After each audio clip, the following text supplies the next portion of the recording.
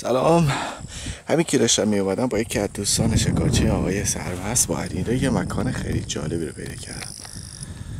فقط نگاه کنیم ببینین این حیوان شیطون به نوعی شرور چیکار میکنه. کل زمین زراعت رو کنده. اینم جای پاشه تو انتها فرو رفته. 5 تا چال به چه بزرگی، شاید عمقش به نیم متر هم برسه. جای پاشه الان همین دور و بر خوابیده.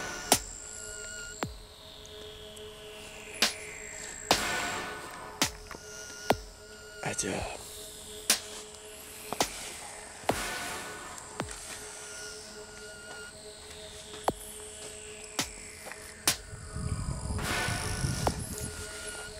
قسمتیه که گرازها شبا میان یا حتی تو روز اینجاها شروع میکنن به بازی گوشی.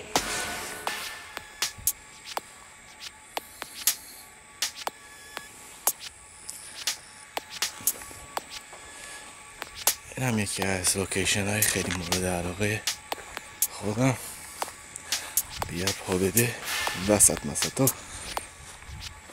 فیلمشو تهیه کنی بندازی.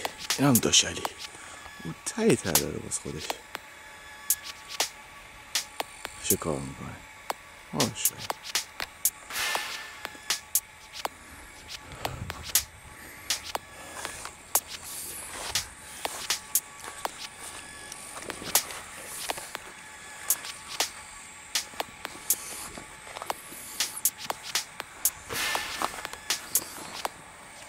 برمیگردیم به بقیه داستان.